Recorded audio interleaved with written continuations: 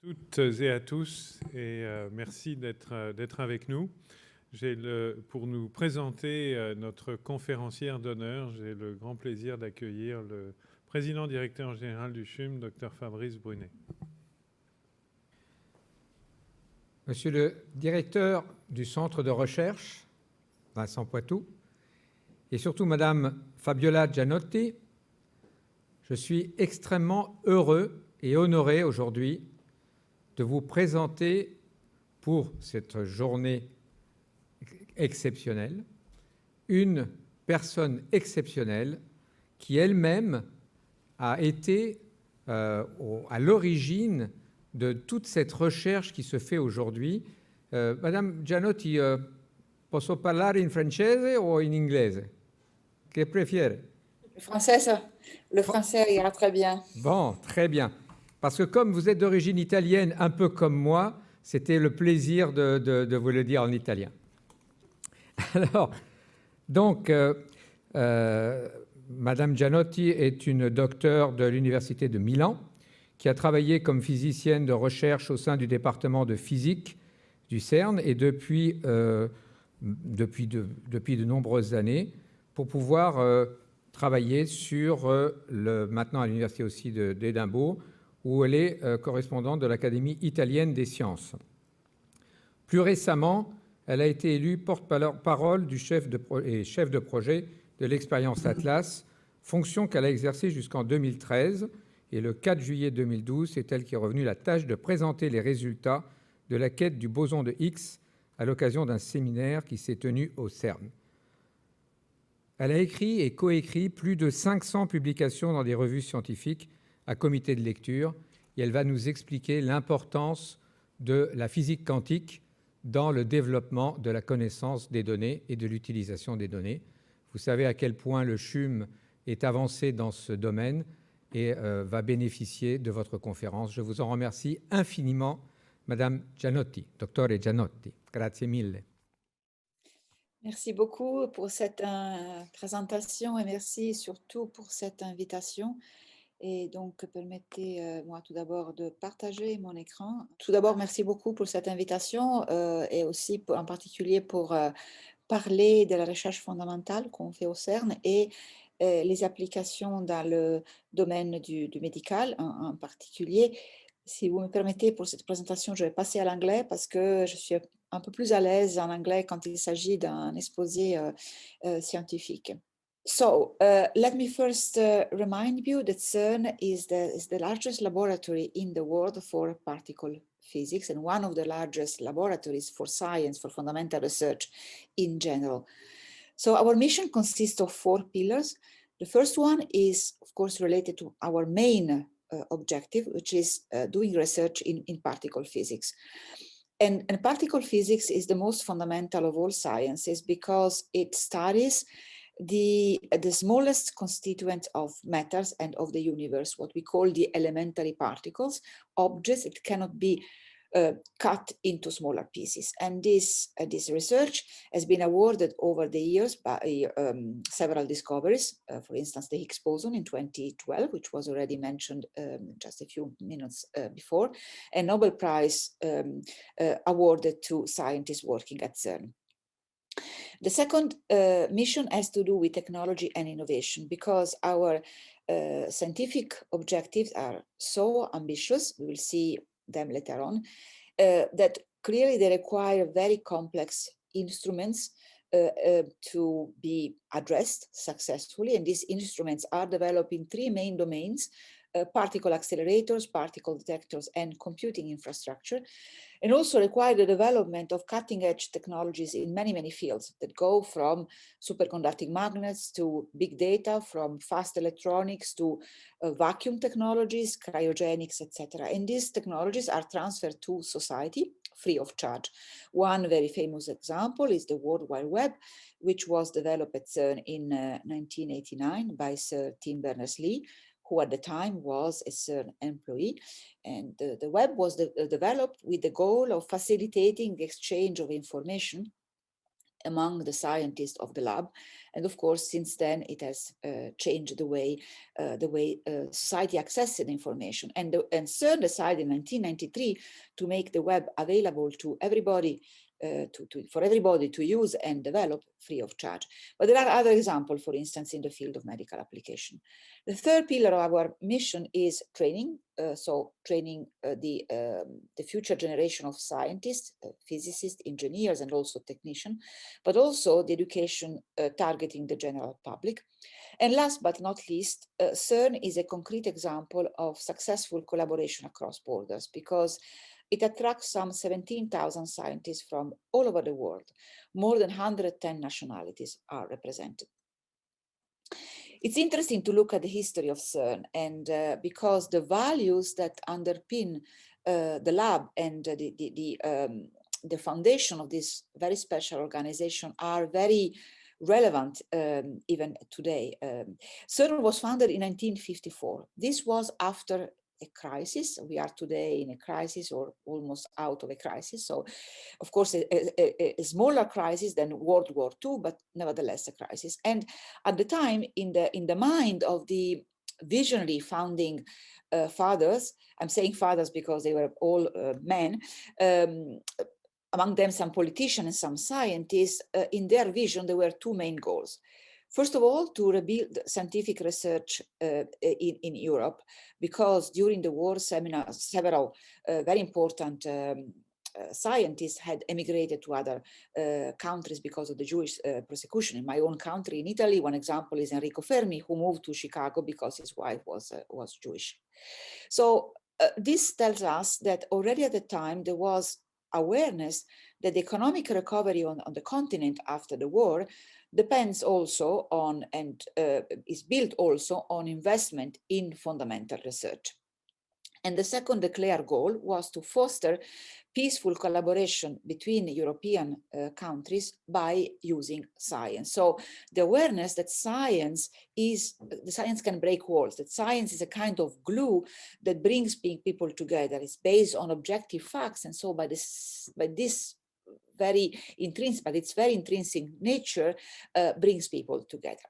And if you look at the CERN founding convention, which is a very synthetic document, just a few pages, you can find concepts like those listed here: scientific research of fundamental character with no military purpose, so research for good purposes.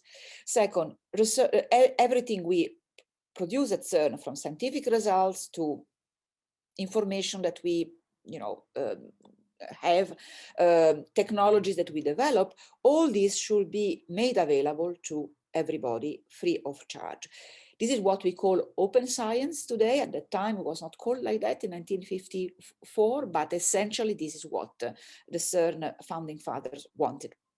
Third, promote international cooperation, so what we said, science for peace, and training and education. So the convention was signed by 12 member states in Paris on the 1st of July, 1953. And today, CERN has many more than 12 member states. Today, we have 23 member states. Membership is not limited to European country. So for instance, Israel is one of our member states. We have 10 associate member states and 6 observers to the council. But what is more important, what is also important is that we have some 50 international cooperation agreements with various countries, including Canada. Some of these countries, like Canada, the US, Japan, Russia, etc., are of course countries at the forefront of science and technology, but many of these international cooperation agreements are with developing countries. So in that case, our mission is what we call capacity building, so helping these countries through their scientists reduce the gap with the developed countries. The CERN annual budget amounts to 1.2 billion Swiss francs.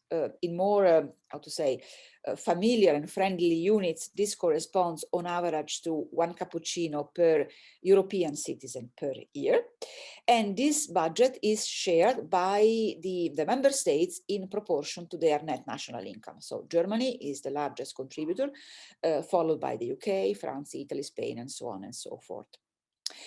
The non-member states, like Canada, contribute not to the annual budget, but to projects à la carte. So they decide that they want to contribute to a project, so they put some contribution on the table. And usually these contributions are what we call in-kind contributions. So it's not a check that they sign, but it's through the construction of components, accelerator components, detector components, computing infrastructure, etc. I would like to underline that the budget stability over the years, over the decades, and the international cooperation, the global cooperation across the world have allowed the accomplishment of extremely ambitious and complex projects that no single country or not even no single continent could afford alone. And this is one of the reasons for CERN success. So this budget, 1.2 billion Swiss francs a year, is used to develop, to build, to operate, to upgrade the scientific infrastructures and technical facilities which are used by the worldwide population of physicists, so-called users, that work at CERN, that do research at CERN. And you can see these scientists come in large part from the member states in dark blue, from the observers, also the US, Russia, and Japan, from non-member states like Canada, which contributes something like a bit less than 200 scientists. Actually, this is by nationality. So actually the Canadian contribution is larger, approaches 200 scientists when one includes non-Canadian nationals employed by Canadian institutes.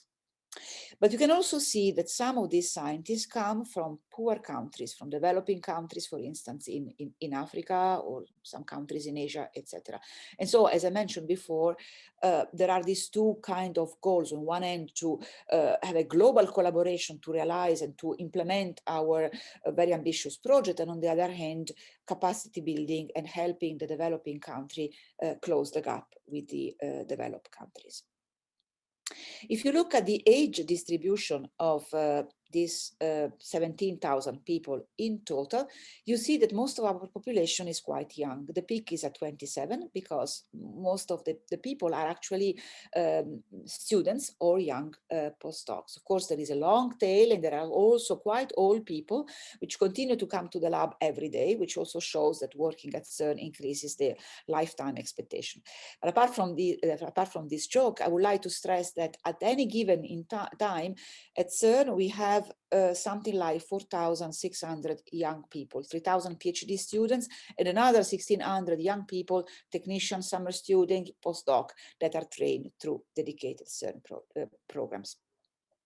Not all of these young people remain in research in particle physics, in part because the jobs in research, as you know, they're not so numerous, but also because some of them want to do something else. So what do they do when they leave the field? Well, half of them go to the private sector, mainly in computing, finance, communication, engineering, consulting. So you see a broad spectrum of employment opportunities for our young people in the private sector, and others remain in public institution like other organization or other research institutions. So our mission is to prepare them for a variety of jobs, which of course are also outside the field of particle physics. So let's go now to our primary mission. Our primary mission is to study the elementary particles, which are the building blocks of matter and the universe. So I think you all know that matter is made of atoms. Atoms are made of a central nucleus surrounded by a cloud of electrons. The nucleus is made in turn of protons and neutrons, and protons and neutrons are made of smaller particles called the quarks. As far as we know today, electrons and quarks are elementary particles, so they cannot be cut into smaller pieces and are the fundamental constituents of everything we know. So ourselves, the matter that surrounds us, the visible universe, etc. So we are all made of electrons and quarks. And particle physics at modern accelerators, and CERN runs the most powerful accelerator collider ever, allows us to study matter, to scrutinize matters at the level of the quarks, so on physical scale of a billions of a billions of a meter. So these accelerators can be seen, can be considered as giant microscope. Of course, microscope to study human cells are tabletop instruments, and they allow to study human cells, which are relatively big objects. If you want to study much smaller objects like the fundamental constituent of matter, you need a lot of energy, and you need a big instrument. The smaller the object you want to study, the larger the facility that you need in order to achieve the needed resolution power. At the same time, the study of the very, very small allow us to understand the very, very big, so the structure and evolution of the universe.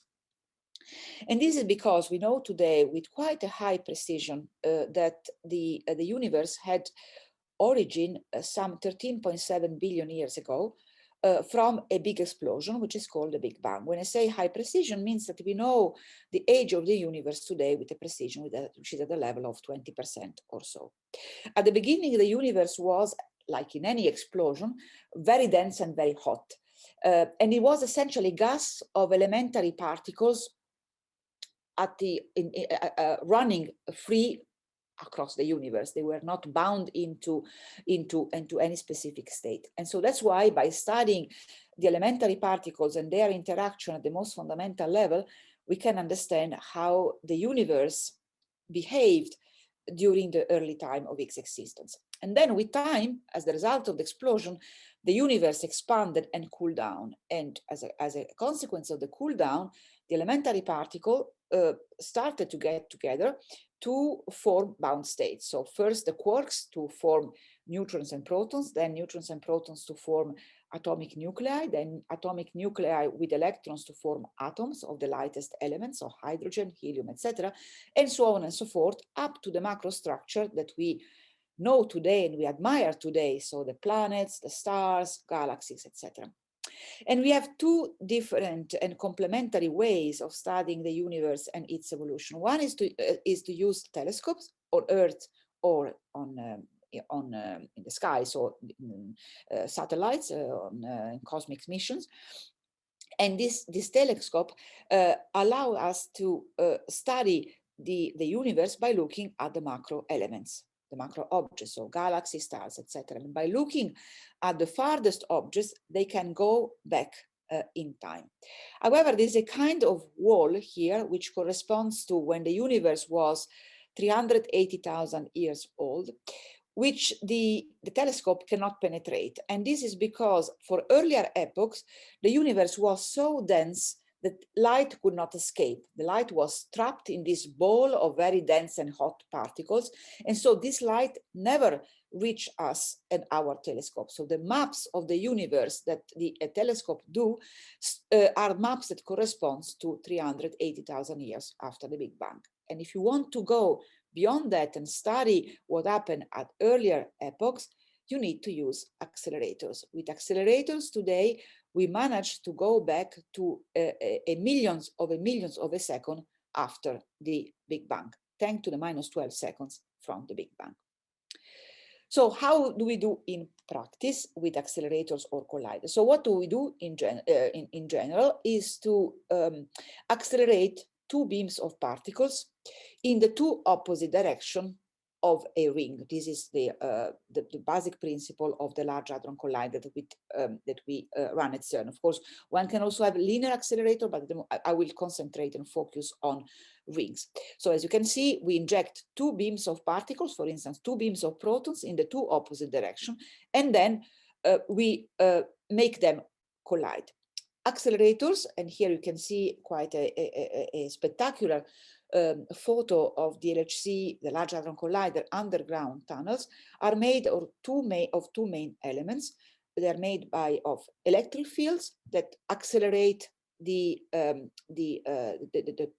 beams of particles incrementally at each turn, so they get a kick at each turn, and so their energy is increased, and magnets that are used to keep these high energy beams on the predefined trajectory, and then to bring them into collisions.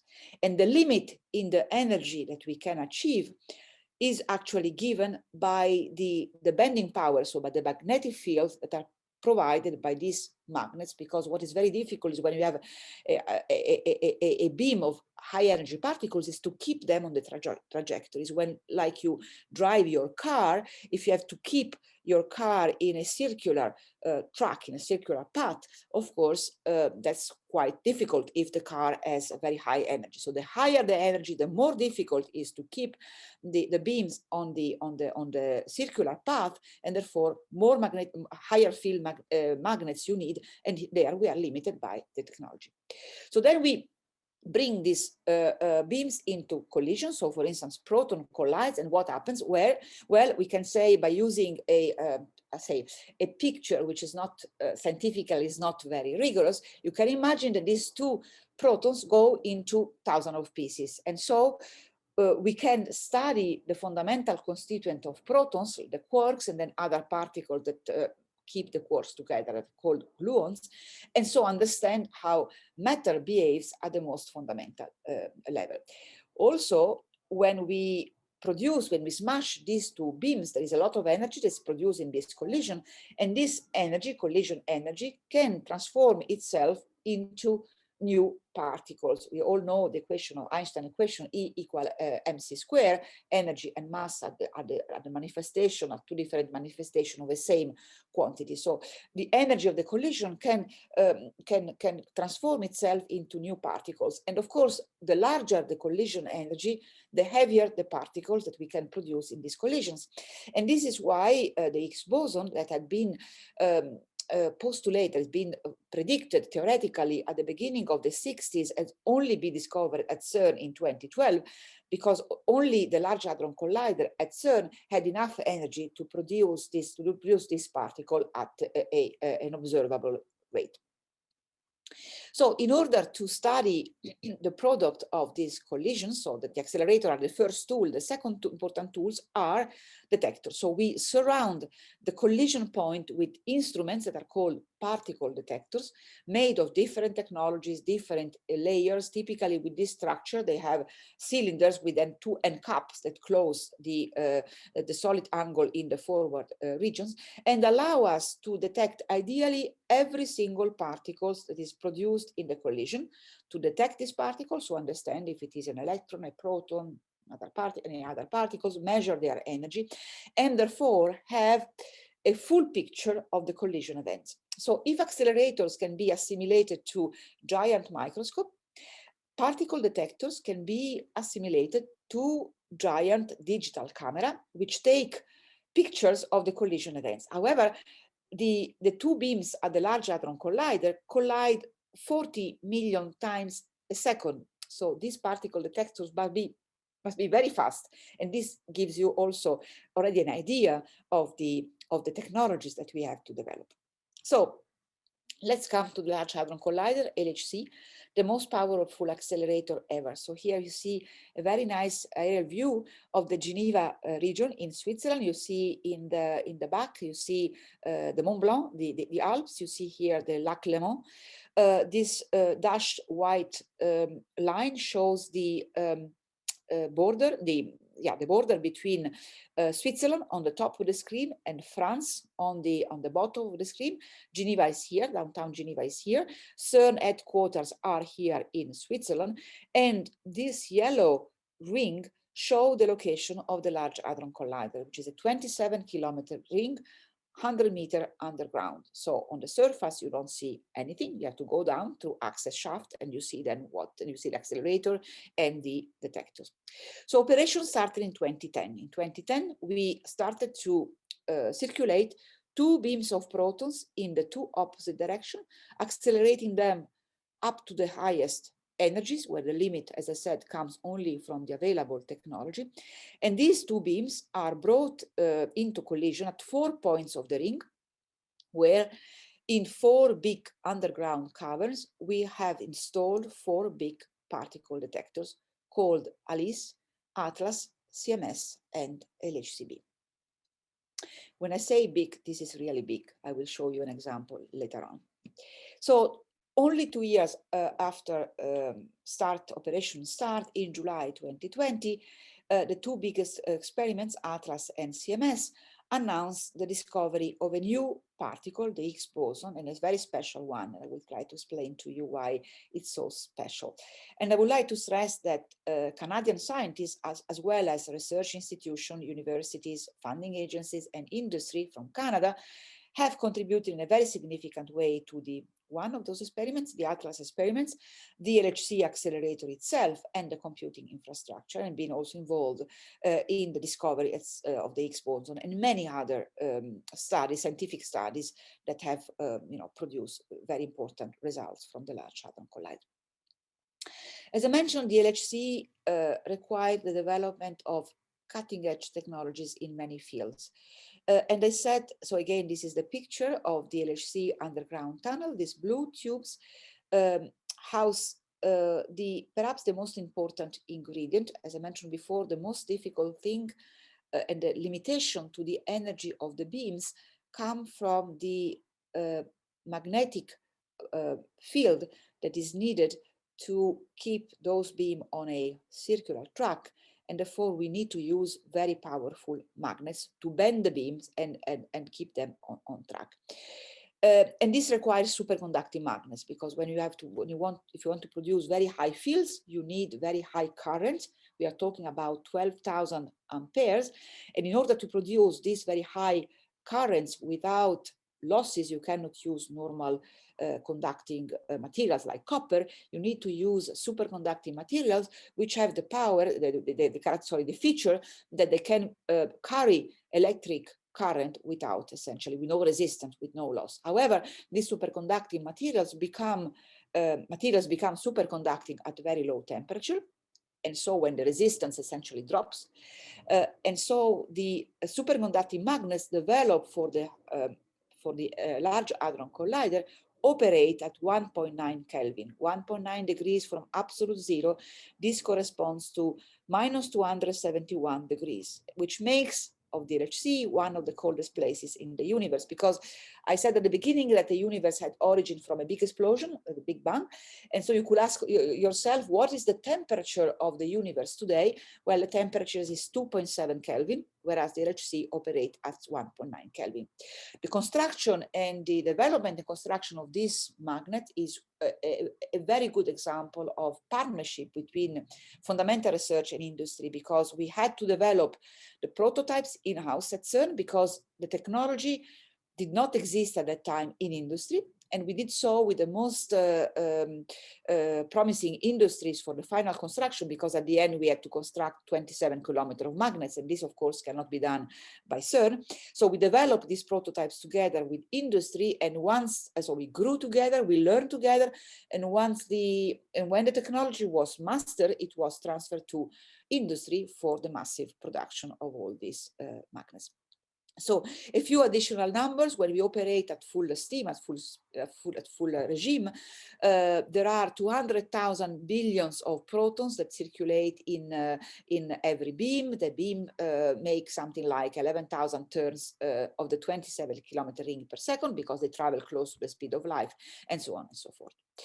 The experiments are not less challenging. So this is a spectacular image and view, a picture of ATLAS, which is actually the largest of the 4 experiments. You can see the size compared to 2 human beings. It's half the Notre Dame Cathedral in Paris. The other experiment, CMS, is also very challenging. It has a weight that is a factor of 2 larger than the Tour Eiffel in Paris, and also contains more iron. If you look at the core of these detectors, so you are of course amazed by the size, but if you look at the central part of these detectors, they are made of 100 million of very, very small sensitive elements, silicon sensor with size few tens microns, and we need something like 3,000 kilometers of cables to bring the signal of this electric and light signals from this detector to the control room in the surface. And every year we write petabyte and petabyte of data.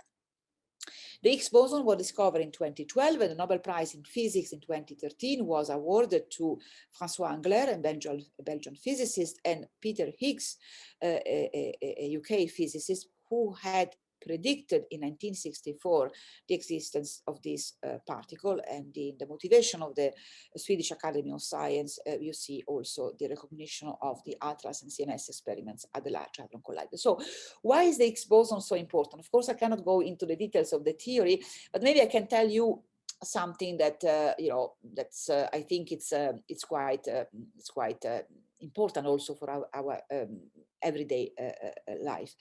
So I mentioned before that atoms, of which we are all made, are made of quarks and electrons. And if quarks and electrons did not have a mass, if they were massless particles like photons who travels at the speed of light, atoms will not exist as bound states. They will not stick together. And so we will not exist. And now it is the Brout-Englert-Higgs mechanism which took place, which was initiated in the universe 10 to the minus 12 seconds after the Big Bang, that allowed the particles to acquire a mass. And so the Higgs boson, which is a manifestation of this mechanism, is very, very important also for our own life. So the Large Hadron Collider has been conceived and built to address some outstanding questions in fundamental physics. With the discovery of the Higgs boson, we have answered, at least in large part, to one of these questions, the origin of the masses of the elementary particle. But there are many others, and I would like to mention just one of them, the so-called dark universe, which I am aware, I'm sure you are all aware of. What is the dark universe? When you look at the sky at night and you see the beautiful stars and galaxies and planets, etc., what you see is only 5% of what is out there. It means that only 5% of the universe is made of the matter of which we are all made, atoms, elements, chemical elements, etc. All the rest is a question mark. We think today that 25% of that 95% is what we call dark matter, a form of matter that we don't know. And another 70% is what we call the dark universe, the dark energy, a form of energy that is not known. It's a kind of pressure that pulls the universe apart and is responsible for a current accelerated expansion of the universe, because we are still again in expansion phase. So, for instance, understanding the composition of dark matter is something that the Large Hadron Collider or future accelerators and colliders could help elucidate. Let me say a few words about the participation of Canada. Canada and CERN have a long-standing partnership that dates back to decades ago. However, to focus on more recent history, let me just mention that Canada has been involved in the ATLAS experiment at the Large Hadron Collider through 10 institutions. You can see listed here, with many active physicists and students, and has made contribution to the detector itself. Is an example, is what we call a forward calorimeter, through the development of computing infrastructure, and also with the strong participation of Canadian industry. And they've also built in collaboration, TRIUMF, in collaboration with the industry, Alstom in Quebec, the very crucial components for the CERN accelerator complex, so 52 warm quadrupole magnets. So let me now move to the second part, which has to do with applications to society. I mentioned at the beginning that our ambitious scientific goals require the development of cutting-edge technologies, and these technologies are shared free of charge with society. I mentioned the World Wide Web. I will expand on medical applications in the next slides. Let me mention that certain technologies today find application in the study of paintings, for instance, so dating of painting, but also detailed study of our cultural heritage. Dosimeter, for instance, you can see here a CERN dosimeter aboard of the International Space Station, the ISS. Our machine learning techniques, our artificial intelligence developments are used for car automation, and also for what are concerned environmental application, some of our instruments are used to monitor the quality of the air quality. Coming to medical application, as I mentioned, the particle physics toolbox has three main components: our accelerators, our detectors, and our computing infrastructure. And so the accelerators can be used for many applications in the medical field, but maybe I will mention one of them, cancer treatment. Of course, you all know that we all know the X-ray therapy, which is quite standard, quite cheap, and quite widely used. There is an alternative treatment which is based on protons and light ions, for instance, carbon ions, which is called hadron therapy, which is complementary to X-rays and has the advantage of given by the fact that protons and light ions do not spread across a large area. You can see from this figure, which shows the dose released by particles as a function of the depth in the tissue, you can see that proton beam and carbon ions release all their energy at the end of their path in one given place. So they are very much localized, whereas X-rays spread all over the places. So if you have to treat tumors that are in delicate position close to absolutely necessary organs, maybe protons and carbon ions are a preferred therapy, or for kids, for instance, because you don't want to irradiate kids. The second pillar of particle physics are the detectors, as I said, and development made at CERN and in other labs collaborating with CERN across the world, find now application, especially in medical imaging. And I will come back to this in the next slides. And last but not least, computing. We are among the bigger producer and consumer of data. The total amount of LHC data is around 1 exabyte. So we are really used in particle physics to treat large amount of data, to process them, to distribute them, to store them, etc. And of course, this is very useful also for the medical field. Let me give you one example of medical applications of CERN technologies in the field of imaging. Here you can see the first 3D color X-ray of a human wrist using Medipix. Medipix is a chip, a pixel sensor based chips developed at CERN to read out the LHC detector. And these chips are sensitive to single photons. They can measure the time, they can measure the frequency, and so they have led to applications in medical fields by producing high definition images of the density and composition of the human tissues. Another example of medical application is one of the CERN facilities. So CERN has a radioisotope facility called ISOLDER, and we have built an appendix to this facility, which is called MEDICIS, which has the goal of producing through the isotope from the ISOLDER facilities, using isotope from the ISOLDER facilities and producing radioisotope for medical applications like terbium, etc. And these isotopes are used not only by local hospital, but also shipped around the world. So I think I will stop here and just conclude by saying that I hope to have convinced you that physics and fundamental research is not only beautiful, but is also useful. Thank you very much.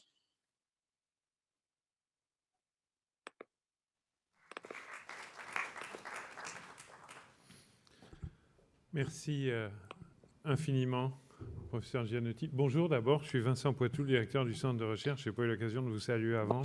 Un très grand merci d'avoir accepté notre invitation et pour cette présentation absolument magistrale. En attendant les questions en ligne, je vais en poser une. Vous avez listé à la fin de la première partie de votre présentation des questions les prochaines questions qui vous animent. Ma question est, quels sont les obstacles théoriques ou technologiques qui vont vous permettre d'aller à la prochaine étape? Est-ce qu'il y a des enjeux? Vous avez parlé d'un certain nombre de limites, par exemple, la puissance du champ magnétique pour que les particules restent on track, etc. Est-ce qu'il y a des grands obstacles technologiques auxquels vous faites face pour continuer et répondre aux questions que vous avez listées? Voilà, et très bien, c'est une très bonne question.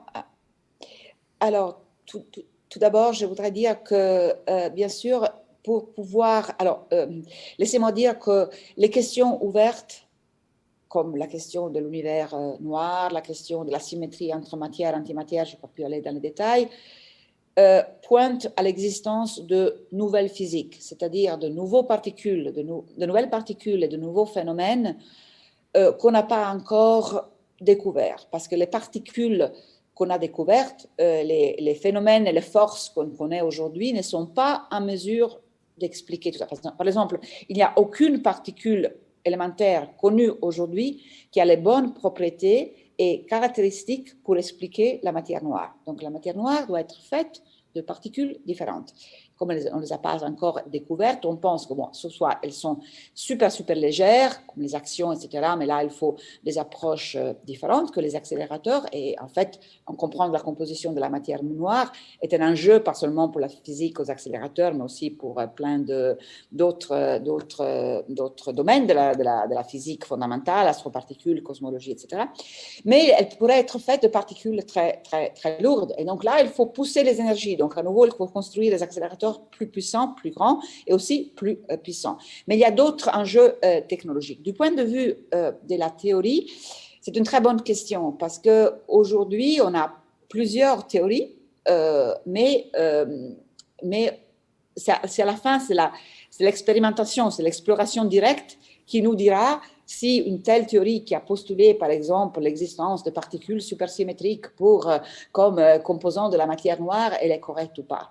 Et voilà, donc c'est l'expérimentation qui nous dira, qui nous donnera l'indication d'où aller. Ok, merci. J'ai une autre question beaucoup plus large avant de passer aux questions en ligne. Je ne peux pas m'empêcher de faire le lien avec la COP26, l'épuisement de certaines ressources naturelles. Comment est-ce que les recherches du CERN, vous avez cité de très belles valeurs et objectifs, je dirais, qui ont sous-tendu sa création. Comment est-ce que les recherches faites au CERN vont nous permettre peut-être d'accélérer les découvertes sur, par exemple, des sources d'énergie renouvelables? Est-ce qu'il y a des applications? Donc, il y en a, donc il y a 3 volets dans l'approche du CERN pour l'environnement. Alors, le premier, c'est bien sûr de minimiser, parce qu'on n'a pas un grand impact, mais minimiser l'impact du CERN sur l'environnement. Et même s'il est petit par rapport à les émissions globales, mais quand même, on doit participer, on doit donner notre contribution. Donc, réduire les émissions, limiter les voyages, etc. Donc, limiter l'impact du CERN, minimiser l'impact du CERN sur l'environnement. Deuxième, nos installations utilisent de l'énergie. L'énergie nous vient principalement de EDF, l'électricité de France, donc c'est de l'énergie nucléaire, donc c'est carbon free, mais ce n'est pas renouvelable. Alors, ce qu'on fait, nous, c'est tout d'abord de limiter la consommation d'énergie, donc on fait vraiment du travail de pousser les technologies pour utiliser moins d'énergie, et aussi on essaie de réutiliser les énergies qui n'est pas utilisée. Par exemple, on a des tours de refroidissement du LHC, la chaleur qui est émise par ces tour est utilisé aujourd'hui sera utilisé bientôt pour réchauffer un village en France voisine, donc avec 8000 personnes. Donc, on essaie de réutiliser nos énergies. Et puis, le troisième volet, c'est ça que vous avez mentionné, c'est de voir si on peut développer des technologies au CERN qui nous permettent d'aider la société dans sa bataille pour protéger la planète et l'environnement. Et donc, il y a plusieurs choses. Il y a par exemple justement la construction d'éléments qui nous permettent d'économiser les énergies qui peuvent après être utilisées aussi pour la société. Les matériaux, par exemple, supraconducteurs qui nous permettent de transporter l'électricité avec très peu de pertes. etc. Donc, les technologies de vide, par exemple, le toit de l'aéroport de Genève est tapissé par des panneaux solaires qui utilisent des techniques de vide qu'on développe au CERN, donc avec très peu de pertes. Voilà, c'est ça qu'on fait. Ok, merci. Dernière question pour moi avant de passer aux autres. Très bête. Comment est-ce qu'on fait pour refroidir quelque chose à 1,9 Kelvin sur Terre? C'est techniquement, vous faites ça comment? On utilise l'hélium superfluide, donc dans un état donc, de la matière qui est l'hélium quand il devient superfluide à 1,9 Kelvin, et donc ça nous permet de refroidir aussi les aimants. Et on fait ça avec des systèmes différents de refroidissement, des tours de refroidissement et avec plusieurs technologies différentes. C'est assez compliqué, mais c'est quelque chose que technologiquement, maintenant, on maîtrise très, très bien. Ok. D'ailleurs, je n'ai pas fait exprès, mais c'est un lien avec la première question de l'audience. Savez-vous quelle proportion des réserves mondiales d'hélium liquide est utilisée par le LHC? Ce n'est pas une grande quantité, en fait. On utilise 130 tonnes d'hélium superfluide et on essaye de l'économiser, d'éviter les pertes. Donc, par exemple, au début du LHC, on perdait à chaque fois qu'on refroidissait ou qu'on réchauffait la machine, parce qu'après, il faut stocker l'hélium, bien sûr.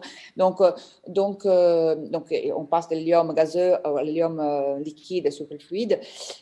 Au début, on avait des pertes au niveau de 30%. Aujourd'hui, on a réussi à réduire les pertes de 10%. C'est très peu par rapport à la production mondiale, mais c'est vrai qu'on est à un moment aujourd'hui où les prix ont monté beaucoup parce que les réserves, à cause du Covid déjà, c'est plus difficile, les matières premières partout sont beaucoup plus chères, etc.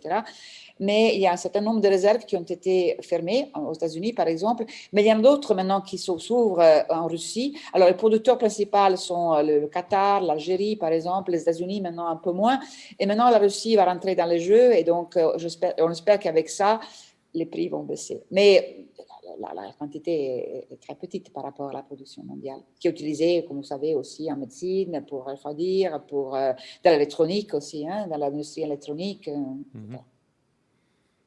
Ok, merci beaucoup. Question d'Hugo Bouchard. Après le boson de Higgs, quelle est la prochaine grande découverte anticipée au CERN?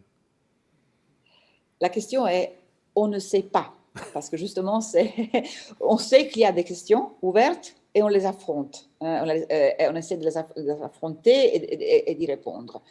Donc, je ne sais pas laquelle sera la première à être résolue et quelle sera la prochaine découverte. Peut-être en cherchant la matière noire, on va découvrir quelque chose qui est complètement différent. Si vous me demandez qu'est-ce que j'aimerais découvrir, bien sûr, découvrir la particule qui explique 25% de l'univers, ça serait effectivement de la produire ici dans un accélérateur souterrain à la frontière entre la Suisse et la France, ça serait quand même assez enthousiasmant. Et justement, question suivante en anglais. That was an amazing presentation. Do you think that we will need something bigger than the LHC to be able to observe the particles that constitute the dark matter, if, of course, those particles exist? Some physicists say that we haven't observed them because we need other instruments. Very good question. So nowadays, we do not really know what is the mass of these particles. They can be extremely light, as I said before, axion lights, we call them axion, then the Large Hadron Collider or accelerators in general cannot do much. And we need other approaches, which are being pursued, by the way. It's not that people are working and understanding the composition of dark matter is one of the main obsessions for fundamental physicists today in many fields. Okay, and many approaches have to be deployed in parallel because we don't know the mass of the dark matter. On the other hand, if it is made of heavy particles, then accelerators are the way to go.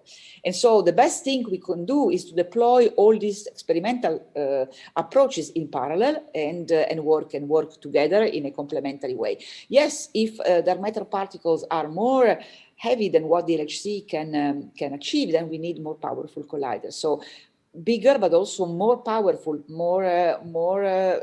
better magnets. So we are developing now new superconducting materials, which of course also find applications in other fields. For instance,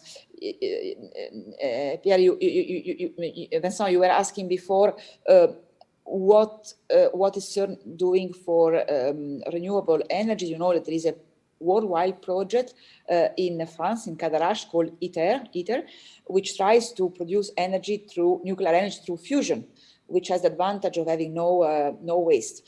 And they use very strong superconducting magnets to confine the plasma that should then trigger this fusion of deuterium, tritium nuclei. And these superconducting magnets are based on material that also CERN has been developing, niobium-13, and we've been collaborating with ITER, so they have also benefited from our technology. So indirectly also we contribute to the development of renewable energies through our technologies. Sure. Thank you. Existe-t-il des mécanismes pour que les retombées sociales des découvertes du CERN soient réinjectées dans son financement?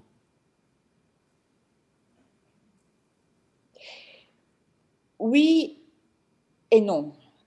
Oui, dans le sens... Alors, non dans le sens que le CERN a un budget de 1,2 milliard de francs suisses par an qui vient des États membres, comme je disais. Quand le CERN a développé le web, on aurait pu décider que pour l'utiliser, les gens doivent payer. À chaque fois que vous cliquez, vous payez 10 centimes de francs suisses. On aurait résolu nos problèmes budgétaires pour le reste. Mais en fait, c'était contre l'esprit du CERN, de la open science. On est une institution de recherche financée avec de l'argent public. Et donc, tout ce que nous faisons appartient à l'humanité et c'est partagé for free of charge. Alors, dans ce sens-là, non, parce qu'on ne reçoit pas de l'argent directement par le secteur privé ou des revenus sur nos technologies. En même temps, c'est oui, parce que c'est clair que le fait que le CERN a un budget constant depuis des décennies maintenant, et en allant vers le futur où on devra construire des instruments plus puissants, et donc on compte sur ce budget, c'est clair que les pays aussi nous financent, d'un côté, bien sûr, pour notre mission principale, qui est la recherche fondamentale, mais aussi parce qu'ils voient que le CERN n'est pas seulement de la recherche, mais c'est une institution qui a des valeurs très importantes, qui produit des technologies d'avant-garde et parfois, comme on dit, des breakthroughs révolutionnaires, disruptives, etc. Et qu'on a aussi, qu'on forme des jeunes, qu'on fait collaborer des pays qui ne seraient pas capables de s'asseoir à la même table s'il s'agissait de parler de politique. Donc voilà, et donc c'est tout l'ensemble des choses qui contribuent à nous donner un budget constant. Merci. Alors, vous venez de l'évoquer, et donc je vais poursuivre une question de Cécile Petitgand qui vous remercie et pose une question moins scientifique, néanmoins, à mon avis, très importante. Les collaborations du CERN semblent engager avec succès des pays qui parfois s'opposent sur le plan diplomatique. Quel rôle, au pluriel, selon vous, la science peut jouer sur le plan diplomatique pour rapprocher des pays que la politique ou l'idéologie opposent? Une très bonne question. Et c'était vraiment déjà dans la tête. Je pense que la science, la recherche fondamentale, le CERN, mais en général, la recherche, la science, peuvent jouer un rôle pour connecter les gens dans notre monde fracturé. Et c'était déjà dans la tête des pères fondateurs qui ont pensé à un laboratoire de science pour la paix. La science est unificatrice parce que la science est universelle. Elle se base sur des faits, se base pas sur les opinions. Les lois de la nature sont les mêmes au Québec, en Italie, à Genève, en Chine. Donc là, c'est des faits, c'est pas des choses sur lesquelles on peut discuter, sur lesquelles on peut argumenter. Mais aussi, c'est unificatrice parce que le désir de comprendre comment l'univers marche, comment les choses marchent, comment la nature marche, c'est des aspirations communes à toute l'humanité. Et donc, la science n'a pas de passeport, n'a pas de parti politique, n'a pas de religion, n'a pas de sexe. Et donc, pour cette raison, des institutions comme le CERN peuvent aider l'humanité. Certes, le CERN ne peut pas résoudre de conflits géopolitiques, mais on peut montrer ce que l'humanité peut faire quand on oublie notre divergences politiques et nos guerres, et on se focalise sur le bien commun. Et donc, le CERN et d'autres institutions scientifiques peuvent planter des grains de paix, d'espoir et de confiance dans un monde qui est désespéré, qui n'est pas confiant et qui est fracturé. Beau message, merci. Deux questions rapides pour terminer. En cas d'urgence du LHC, combien d'énergie sera dissipée? Énergie sera dissipée. Donc, je ne sais pas ce que vous voulez dire comme énergie dissipée. Très peu, parce que nos aimants sont supraconducteurs, donc on ne dissipe pas d'énergie. Combien d'énergie on utilise? À peu près 1,2 TWh par an. Ça correspond à une fraction du canton, à moitié canton de Genève. Bien sûr, comparé à Genève, c'est grand, mais comparé à une institution mondiale, globale, c'est pas énorme. Mais comme je disais tout à l'heure, on essaye de réduire la consommation d'énergie, et cette énergie est de l'énergie carbone-free, parce qu'elle vient du nucléaire essentiellement. Okay. Quel est le statut actuel du projet FCC, le potentiel futur accélérateur de 100 km qui passera en dessous du lac Léman? Je vois que notre audience connaît très très bien la physique et le CERN. Alors, on est en train de faire une étude de faisabilité pour le prochain accélérateur, le prochain collisionneur, qui sera un collisionneur plus grand que le LHC, un facteur 3 à peu près. On parle de 90 km, donc il doit passer sous le lac, derrière le Salève, en Haute-Savoie. Et on est en train de faire l'étude de faisabilité du tunnel déjà, donc géologique, l'étude de faisabilité environnementale, pour voir l'impact sur l'environnement, qui doit être bien sûr très très petit. Quelles sont les technologies, aussi les technologies qu'on doit développer, les technologies pour pousser pour ce nouvel accélérateur, et l'impact aussi sur la société. Donc, dans les prochains 5 ans, on va faire cette étude de faisabilité, et puis on va donner les résultats au Conseil du CERN et à la communauté européenne et internationale, et puis ce sera au Conseil du CERN et à la communauté disons, globale de décider si il faut poursuivre ces projets ou pas. OK, merci. Toute dernière question, je vous promets. What will be the effect of deep learning and artificial intelligence at CERN for the analysis of the upcoming cascade of data? So we are actually developing new technologies at CERN. Actually, we've been using them already for some time, and you've seen our technologies are already used for application for car automation. Okay, so we are developing artificial intelligence, new artificial intelligence technologies, machine learning, and quantum also. Quantum computing and quantum technologies are really, the quantum revolution is the next step. So these technologies are already used today. For instance, for running our accelerator, we use AI in some cases, not in everything. The human brain control is still important, but for some repetitive processes and operations, we use AI. They're used to, in our experiment, to extract tiny signal. For instance, the Higgs boson signal is a tiny signal with respect to the background of many other collisions of known processes that are much less interesting maybe than the Higgs boson. So in order to extract a tiny signal from a huge background, we need multivariate analysis, we need advanced technologies, and of course their AI is more powerful than doing this by hand with our human brain. And so there are many applications, but also we are looking at the potential application of what we do to, in particular, the quantum paradigm to society. Merci, merci beaucoup. Professeur Gianotti, merci infiniment merci de nous avoir permis de partager avec nous cette magnifique expérience, présentation magistrale et très inspirante pour nous tous. Donc un grand merci. Je sais que vous allez discuter avec quelques-uns de nos étudiants. Oui. Oui. D'ici une demi-heure. Dans une demi-heure. À 19h pour vous, j'imagine. Oui. Oui, c'est ça. Oui, 19h pour moi. 18h pour moi. 18h pour vous, OK. On est passé à l'heure d'hiver le week-end dernier. Encore, oui, nous, c'est dans 2 jours, je pense, dans 3 jours. Voilà. Alors, merci encore. Et puis, merci à vous pour votre invitation et bonne continuation de votre conférence. Et à bientôt. Merci, à bientôt.